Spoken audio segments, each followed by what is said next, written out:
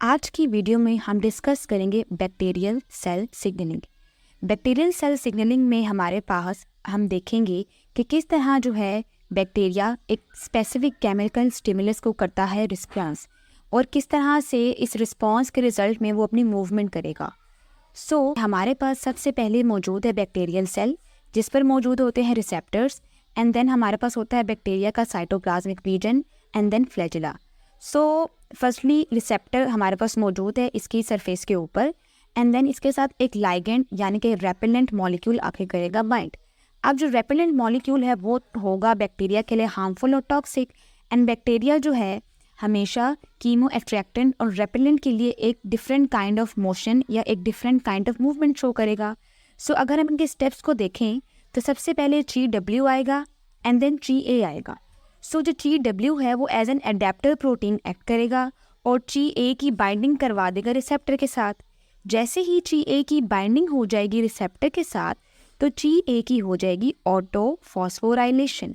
Auto phosphorylation का मतलब ये है कि GA अपनी फॉस्फोराइलेशन करेगा खुद with the help of phosphate donating group यानी कि ATP। ATP की कन्वर्जन होगी ADP में और GA की हो जाएगी फॉस्फोराइलेशन। लेकिन जो GA की फॉस्फोराइलेशन होगी वो एक स्पेसिफिक अमीनो एसिड पे होगी जिसका नाम है हिस्टिडीन। जैसे ही GA की हो जाएगी फॉस्फोराइलेशन तो वो हो जाएगा अपनी एक्टिव फॉर्म में। GA हो चुका है एक्टिव। अब हमारे पास एक और मॉलिक्यूल है या एक और चीज़ है जिसका नाम है GY। GY जो है वो with the help of GA काम करेगा और GA जो है वो अपना फॉस्फेट ग्रुप करेगा GY को डोनेट। लेकिन ये भी अपना फॉस्फेट ग्रुप जब डोनेट करेगा और जब वो जाके GY के साथ अटैच होगा तो वो भी GY के एक स्पेसिफिक अमीनो एसिड के साथ जाके अटैच होगा, and that specific amino acid will be aspartate. अब हमारे पास मौजूद है GY एंड उसका specific amino acid aspartate, and then उसके साथ बाइंड है फॉस्फेट। अब GY जो है वो हो चुका है एक्टिव और ये एक्ट करेगा एज अ रिस्पॉन्स रेगुलेटर। अब GY जो है वो एक्टिव हो चुका है और वो रेडी है कि वो रिस्पॉन्स रेगुलेटर के तौर पे एक्ट करे, तो वो जो है वो डिफ्यूज़ कर जाएगा towards the film protein towards the motor region of the flagella. हमारे पास जो फिल्म प्रोटीन है ये motor region of the flagella पे प्रेजेंट है। GY जो है जो कि अपनी एक्टिव स्टेट में है ये मूव करेगा टुवर्ड्स द फिल्म प्रोटीन। जैसे ही ये फिल्म प्रोटीन की तरफ मूव करेगा तो फिल्म प्रोटीन के साथ अटैच करेगा खुद को, एंड देन जो फ्लैजिला है वो जो मूवमेंट शो करेगा उस वक्त that will be the clockwise movement यानी कि टम्बल मोशन।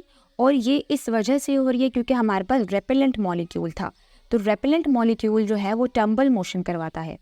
लेकिन जो ये टम्बल मोशन है ये ऑलवेज नहीं रहती, बल्कि कुछ टाइम पीरियड के लिए ये मोशन जो है वो अपनी एक्टिवेशन या एक्टिव फॉर्म में रहती है। That active state for that motion is 10 seconds, यानी कि 10 सेकेंड्स तक ये टम्बल मोशन जो है वो एक्टिव रहेगी, एंड देन बैक्टीरिया अपनी डिफ़ॉल्ट सेटिंग में आने की कोशिश करेगा। टम्बल मोशन जो थी वो 10 सेकेंड तक रहेगी, एंड देन उसके बाद जो है वो अपनी रन मोशन में आएगा।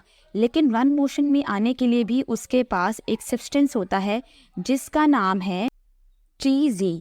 TZ जो है ये एज एन फॉस्फोटेजिस के तौर पे एक्ट करेगा और GY की करवा देगा डी फॉस्फोराइलेशन। जब GY की हो जाएगी डी फॉस्फोराइलेशन देन ये जो है वो इस काबिल नहीं रहेगा कि ये फिल्म प्रोटीन के साथ जाके बाइंड करे।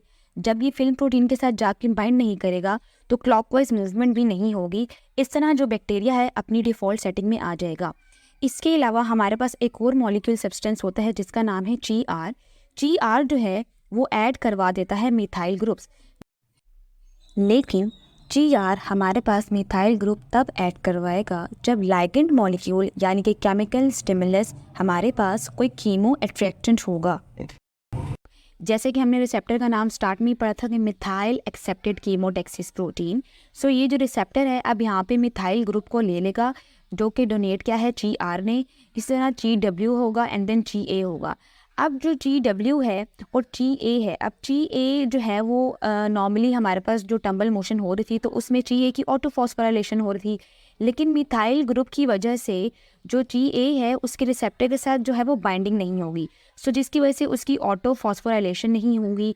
जब ऑटो फॉस्फोराइलेशन नहीं होगा, टी एक्टिव नहीं होगा, टी एक्टिव नहीं होगा तो टी एक्टिव नहीं होगा, एंड देन सो ऑन, जितने भी प्रोसेस है वो नहीं होंगे, जिसकी वजह से जो रन मोशन है या काउंटर क्लॉकवाइज मोशन है वो रहेगी और बैक्टीरिया जो है अपनी डिफ़ॉल्ट सेटिंग को कर लेगा मेंटेन। तो ये थी आज की हमारी वीडियो बैक्टीरियल सेल सिग्नलिंग की।